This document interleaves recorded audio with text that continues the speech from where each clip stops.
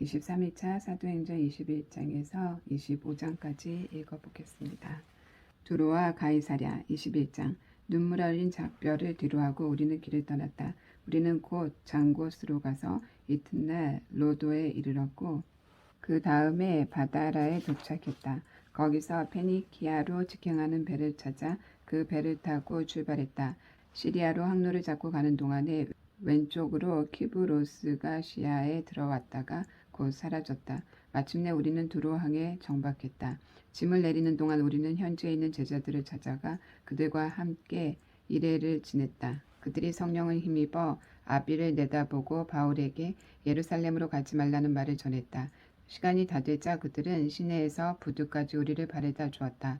남녀노소 할 것 없이 모두가 따라왔다. 그 자리가 송별회가 되었다. 바닷가에서 우리는 모두 무릎을 꿇고 기도했다. 또 한 차례 작별 인사를 나눈 뒤에 우리는 배에 오르고 그들은 집으로 돌아갔다. 두로에서 돌레마이까지 짧은 항리를 마쳤다. 우리는 그곳의 그리스도인 동료들을 문안하고 그들과 함께 하루를 지냈다. 아침에 우리가 가이사랴로 가서 7사람 중 하나인 전도자 빌립의 집에 묵었다. 빌립에게는 예언하는 처녀딸이 4명 있었다. 그곳에 있은 지 며칠이 지난 후에 아가보라는 예언자가 우리를 보려고 유대에서 내려왔다. 그는 곧장 바울에게 가더니 바울의 허리띠를 가져다가 연극을 하듯이 자기 손발을 묶었다. 그리고는 이렇게 말했다. 성령께서 예루살렘의 유대인들이 이 허리띠의 주인을 이렇게 묶어서 하나님을 모르는 믿지 않은 자들에게 넘겨줄 것이다 라고 말씀하십니다. 그 말을 듣고 우리와 그날 거기 있던 모든 사람들이 바울에게 예루살렘으로 가겠다는 완강한 고집을 버리라고 간청했다. 그러나 바울은 뜻을 굽히지 않았다. 왜 이렇게 야단드립니까? 왜 소란을 피워 나를 더 힘들게 합니까? 여러분은 이 일을 거꾸로 보고 있습니다. 예루살렘에서 중요한 문제는 나를 체포하든 죽이든 그들이 나한테 하는 일이 아니라 나의 순종을 통해 주 예수께서 하시는 일입니다. 그것을 모르시겠습니까? 그의 결심이 조금도 흔들리지 않는 것을 보고서 우리는 단념했다. 우리는 이제 하나님 손에 있습니다. 주님께서 알아서 해주십시오 하고 말했다. 얼마 지나지 않아 우리는 짐을 꾸려 예루살렘을 향해 길을 떠났다. 가이사랴에서 온 제자들 몇 사람이 우리와 함께 가서 우리를 나손의 집에 데려다 주었다. 그는 우리를 따뜻하게 맞아 주었다. 그는 키브로스 태생으로 초기 제자들 가운데 한 사람이었다. 예루살렘. 예루살렘에서 동료들이 우리를 보고 반가워했으며 두 팔 벌려 우리를 맞아 주었다.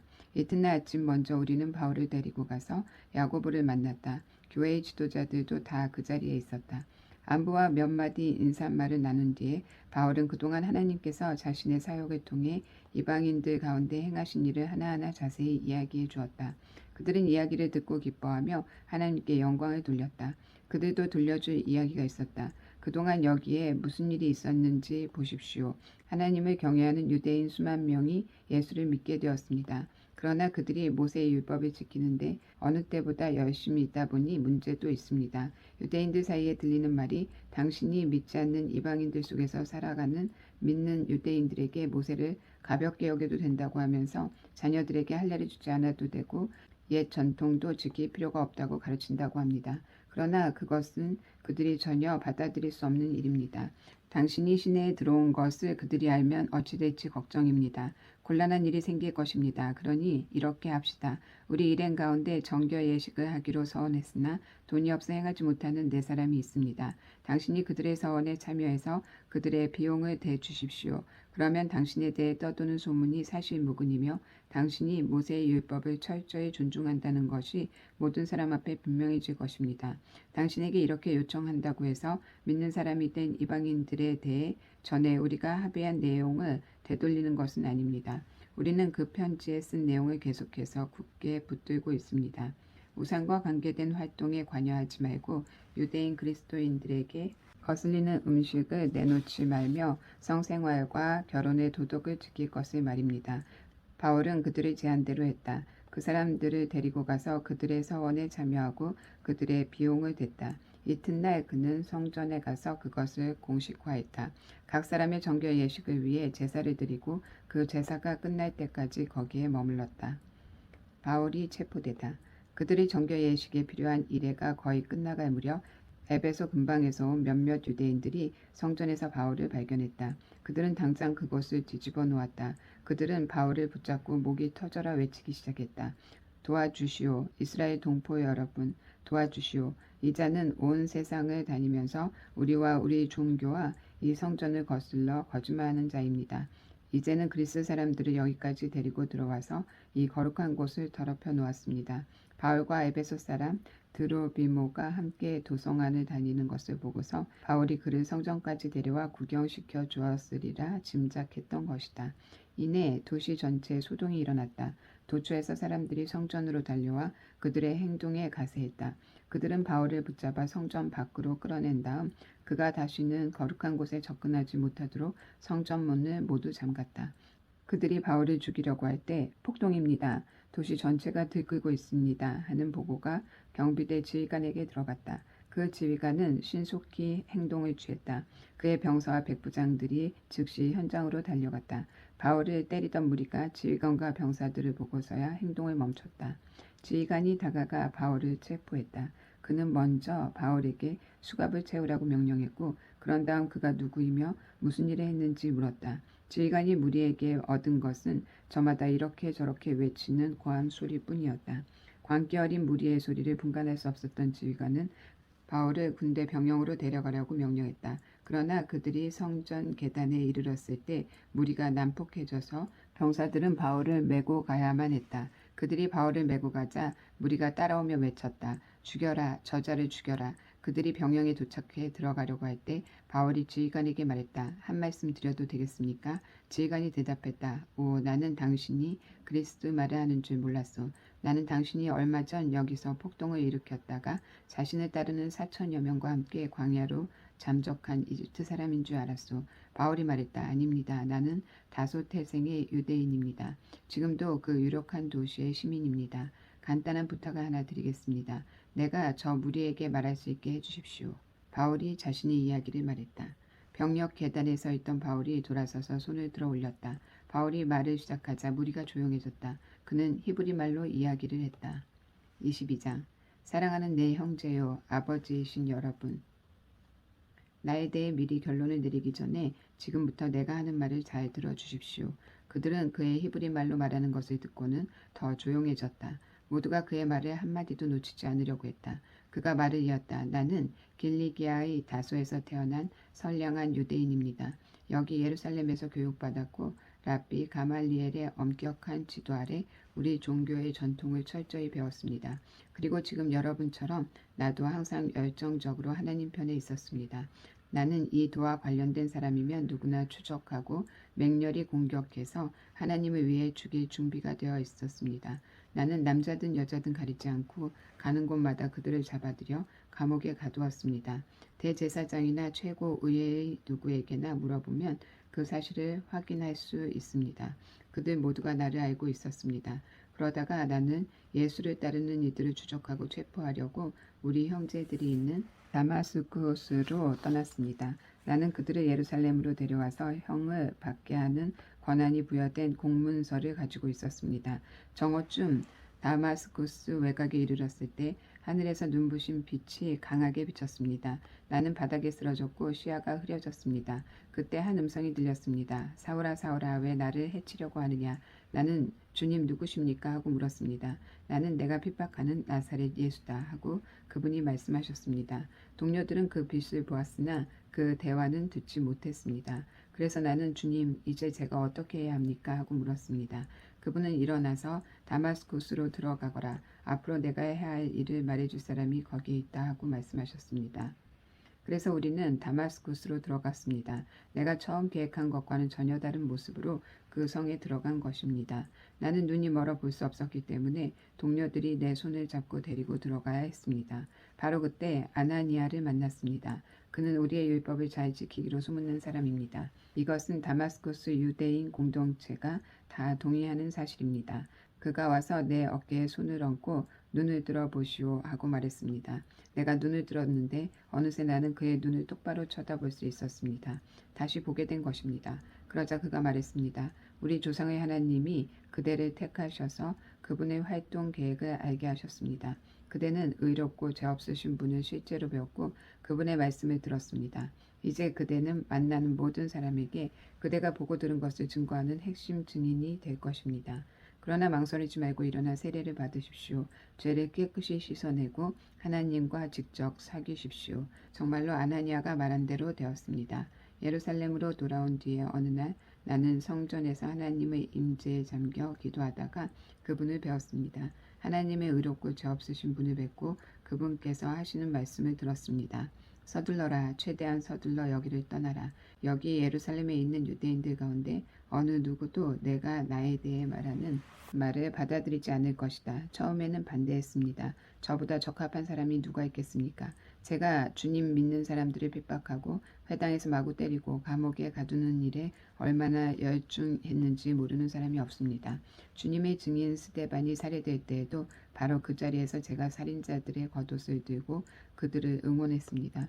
그러나 이제 제가 완전히 돌아선 것을 그들이 알고 있습니다. 그러니 제게 무슨 자격이 더 필요하겠습니까? 그러나 그분은 이유를 묻지 말고 가거라. 내가 너를 멀리 이방인들에게로 보내겠다고 말씀하셨습니다. 로마 시민인 바울.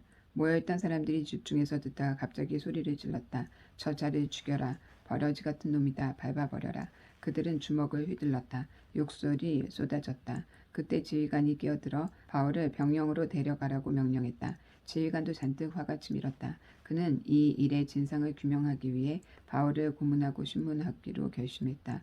그가 무슨 일을 저질러서 이런 폭력을 유발했는지 알아내고자 한 것이다. 그들이 그의 사지를 가죽끈으로 묶어 채찍질할 준비를 하는데 바울이 거기 서 있던 백부장에게 말했다. 공정한 재판도 없이 로마 시민을 고문하다니 이게 법에 맞는 일입니까? 백부장이 그 말을 듣고 곧장 지휘관에게 갔다. 도대체 무슨 일을 하신 겁니까? 이 사람은 로마 시민입니다. 지휘관이 돌아와서 신문을 맡았다. 내가 들은 말이 사실이오? 당신이 로마 시민이오? 바울이 말했다. 분명히 그렇습니다. 지휘관은 관심을 보였다. 나는 큰 돈을 들여서 시민권을 얻었소. 당신은 얼마나 들었소? 전혀 들지 않았습니다. 바울이 말했다. 한 푼도 들지 않았습니다. 나는 태어날 때부터 자유의 몸이었습니다. 그것으로 신문은 끝났다. 그 일로 지휘관에게 하나님을 두려워하는 마음이 생겼다. 그는 로마 시민을 결박했고 하마터면 고문까지 할 뻔했던 것이다.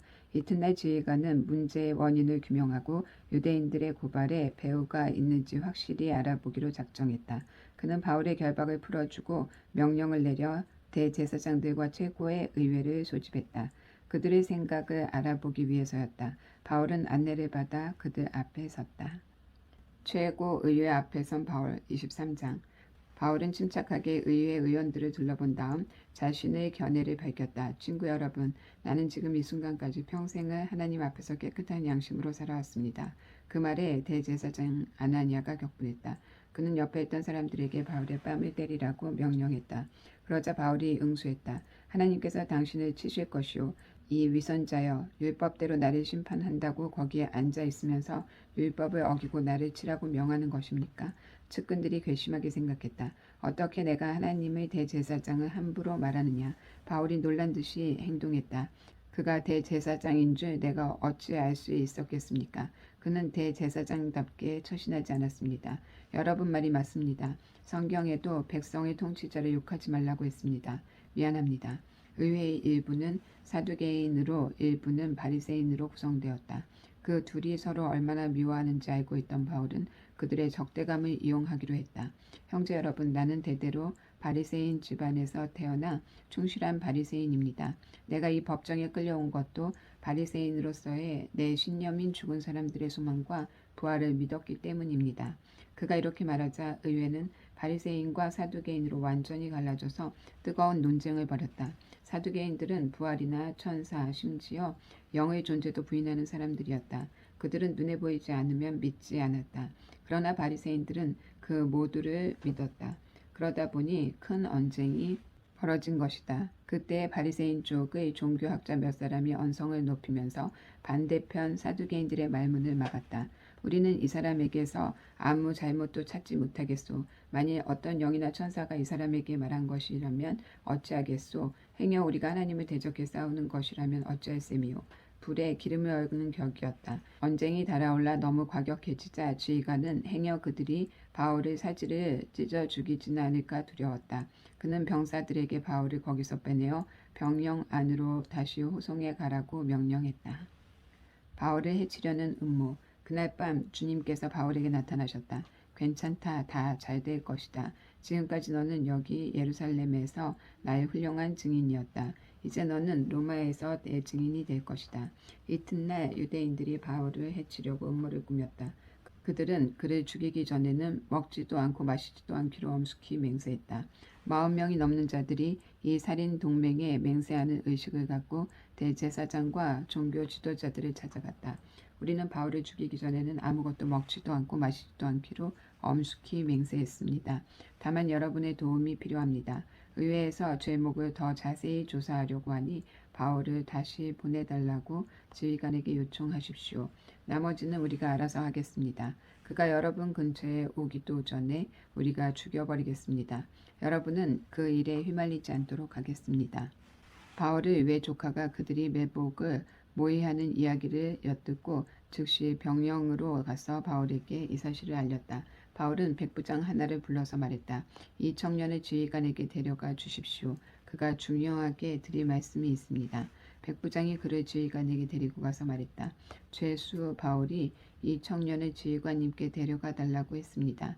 긴히 드릴 말씀이 있다고 합니다. 지휘관이 그의 팔을 잡고 한쪽으로 데려갔다. 무슨 일이냐? 나한테 할 말이 무엇이냐? 바울의 외조카가 말했다.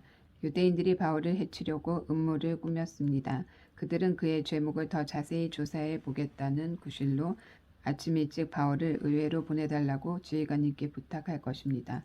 하지만 그것은 바울을 당신의 보호에서 빼돌려 살해하려는 속임수입니다. 지금 40명도 넘는 사람들이 숨어서 바울을 기다리고 있습니다. 그들은 바울을 죽이기 전에는 먹지도 않고 마시지도 않기로 맹세했습니다. 그들은 이미 매복을 끝내고 이제 지휘관님께서 그를 보내기만 기다리고 있습니다. 지휘관은 이 일을 아무한테도 입 밖에 내지 마라 하고 주의를 주어 그를 돌려보냈다. 지휘관은 백부장 둘을 불렀다.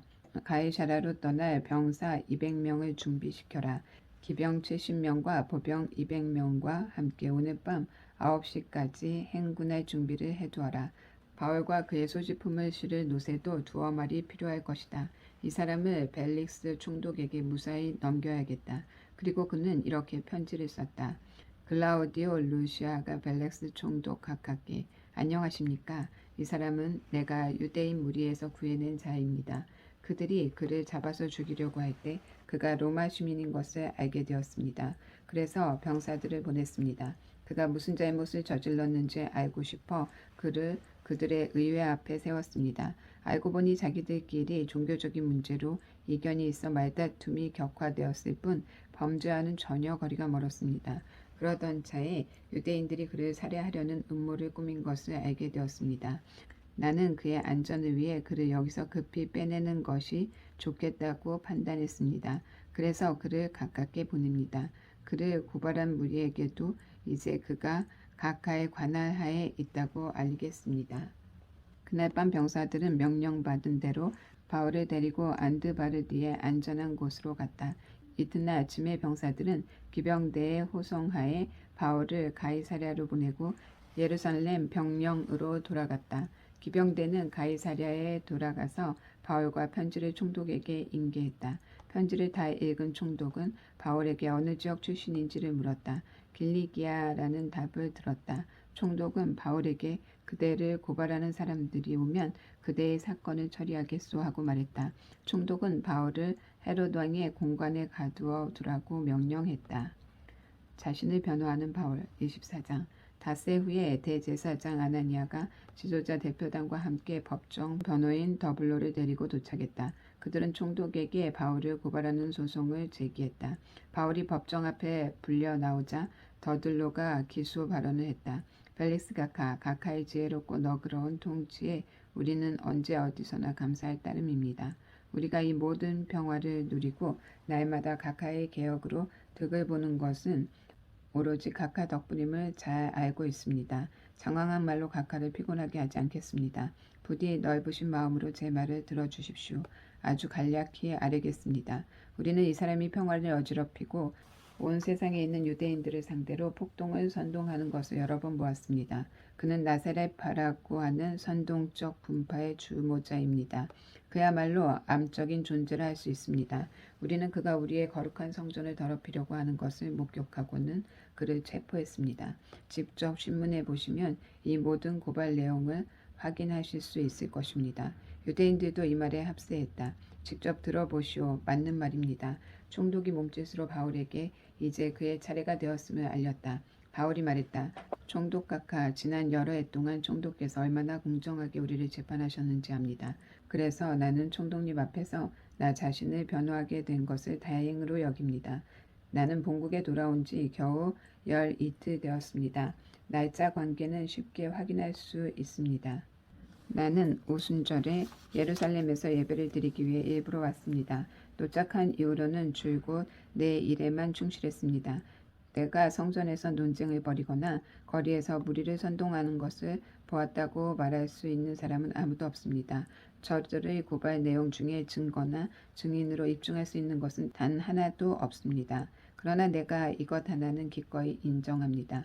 저들이 막다른 길에라고 비방하는 이 도에 유념하여 나는 우리 조상이 섬기고 예배하는 바로 그 하나님을 섬기고 예배하며 우리의 성경에 기록된 것을 전부 받아들입니다. 또한 나는 하나님께서 선한 사람이든지 악한 사람이든지 죽은 사람들을 다시 살리실 것이라고 소망하고 기대하며 살고 있다는 것도 인정합니다. 만일 이것이 죄가 된다면 나를 고발한 사람도 나 못지않게 유죄입니다. 나는 모든 일에 하나님과 내 이웃들 앞에서 깨끗한 양심을 지키려고 최선을 다해왔습니다. 나는 여러 해 동안 본국을 떠났다가 이제 돌아왔습니다. 떠나 있는 동안에 나는 가난한 사람들을 위한 헌금을 모아서 성전 예물과 함께 가지고 왔습니다. 바로 이 예물을 드리면서 성전에서 조용히 기도하고 있는 나를 저들이 본 것입니다. 모여든 무리도 없었고 소란도 없었습니다. 에베소 근방에서 온 몇몇 유대인들이 이 모든 소동을 일으켰습니다. 그런데 보시다시피 그들은 오늘 이 자리에 없습니다. 그들은 겁쟁이입니다. 너무 겁이 나서 총독님 앞에서 나를 고발하지 못하는 것입니다. 그러니 내가 무슨 죄를 짓다가 잡혔는지 여기 사람들에게 물어보십시오. 말 재주가 뛰어난 더둘로 뒤에 숨지 말라고 하십시오. 저들이 나에 대해 내세울 수 있는 것은 내가 의회에서 외친 내가 이 법정에 끌려온 것은 내가 부활을 믿기 때문입니다. 라는 이 한 문장뿐입니다. 총독께서는 이 말이 형사사건의 근거가 된다고 보십니까? 벨릭스는 주저했다. 그는 보기보다 이 도에 대해 훨씬 많이 알고 있어서 바로 그 자리에서 사건을 종결지을 수도 있었다. 그러나 정치적으로 가장 좋은 수가 무엇인지 확신하지 못해 시간을 끌었다. 지휘관 루시아가 오면 그대의 사건을 결정짓겠소. 그는 백부장에게 바울을 수감하라고 명령하면서 한편으로 바울에게 어느 정도 출입의 자유를 허락해 동료들이 그를 돌보는 것을 막지 않았다. 며칠 후에 벨릭스와 그의 유대인 아내 두루실라가 바울을 불러다가 예수 그리스도를 믿는 삶에 대해 이야기를 들었다. 바울이 하나님과 그분의 사람들과의 바른 관계, 도덕적으로 훈련된 삶, 다가올 심판을 계속 강조하자 벨릭스는 마음이 너무 쪼여오는 것 같아 불편해서 그를 내보냈다. 오늘은 됐소. 시간이 있을 때 다시 부르겠소. 그는 바울이 자기에게 거액의 뇌물을 바치기를 은근히 바라고 있었다. 그 후에도 이런 대화가 자주 되풀이되었다. 그렇게 2년이 지난 후에 벨릭스 후임으로 보르기오 베스도가 그 자리에 부임했다. 벨릭스는 유대인들의 환심을 사려고 정의를 무시한 채 바울을 감옥에 내버려 두었다. 황제에게 상소하다. 25장. 베스도가 총독의 임무를 수행하기 위해 가이사랴에 도착하고 나서 사흘 후에 예루살렘으로 올라갔다. 대제사장과 고위 지도자들이 바울에 대한 복수심을 다시 새롭게 다졌다. 그들은 호의를 베풀어 달라고 베스도에게 요청했다. 그들이 고발에 응해 바울을 예루살렘으로 보내달라고 한 것이다. 물론 거짓말이었다. 그들은 예전의 음모를 재개하여 길에 매복해 있다가 그를 죽일 참이었다. 베스도는 바울을 관할 지역은 가이사랴이며 자기도 며칠 후에 그리로 돌아갈 것이라고 대답했다. 그는 그때 나와 함께 가서 그의 잘못을 마음껏 고발하시오 하고 말했다.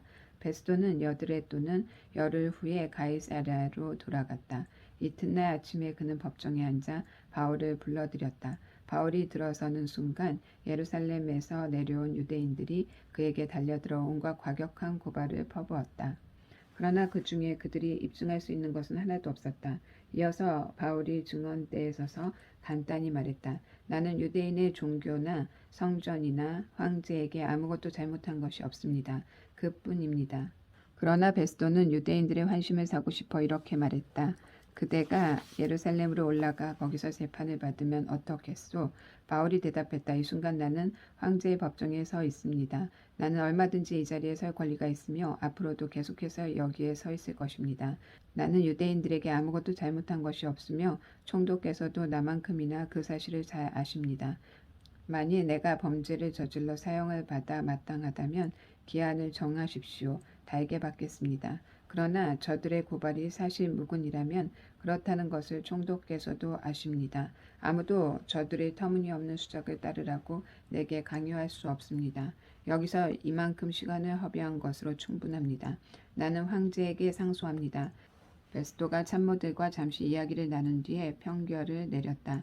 그대가 황제에게 상소했으니 그대는 황제에게 갈 것이오. 며칠 후 아그리빠 왕과 그의 아내 버니게가 새로 부임한 베스도를 환영하려고 가이사랴를 방문했다. 수일 후에 베스도가 아그리빠 왕에게 바울 사건을 거론했다. 벨릭스가 두고 간 죄수 하나가 여기 내 관할하에 있습니다. 내가 예루살렘에 갔을 때 대제사장과 유대인 지도자들이 그를 고발하고 죄목을 잔뜩 내면서 내게 사형 선고를 내려주기를 바랐습니다. 나는 그들에게 우리 로마 사람들은 그런 식으로 하지 않는다고 말했습니다. 고발당했다는 이유만으로 사람을 판결하지 않으며 반드시 피고에게 원고와 대면에 자신을 변호할 기회를 준다고 말했습니다. 그래서 그들이 여기로 내려왔을 때 나는 곧바로 그 사건을 조사했습니다. 법정에 앉아 그 사람을 증언대에 세웠습니다. 원고들이 사정없이 그를 공격했으나 그들의 고발은 고작 자기네 종교와 피고가 살아있다고 주장하는 예수라는 죽은 사람에 대한 논쟁이었습니다. 나는 여기 새로 부임한 데다 이런 사건에 관련된 사항도 모르는 터라 그에게 예루살렘에 가서 재판을 받겠냐고 물었습니다. 그는 거절하면서 최고 법정의 황제 앞에서 재판받기를 요청했습니다. 그래서 나는 로마에 있는 황제에게 그를 보낼 때까지 다시 수감에 두도록 명령했습니다. 아그리빠가 말했다. 내가 그 사람을 보고 그의 이야기를 들어보고 싶습니다. 좋습니다. 베스도가 말했다. 아침에 가장 먼저 불러드릴 테니 직접 들어보십시오. 이튿날 가이사랴의 주요 인사들이 모두 대연회장에 모였고 군 고위 장교들도 함께 왔다. 아그리빠와 버니게가 성대하고 위엄있게 입장에 자리를 잡았다. 베스도가 바울을 데려오라고 명령했다. 베스도가 말했다. 아그리빠 왕과 귀빈 여러분, 이 사람을 잘 보십시오. 많은 유대인들이 예루살렘에서 시작해 이제는 여기서도 그를 없애달라고 나한테 청원했습니다.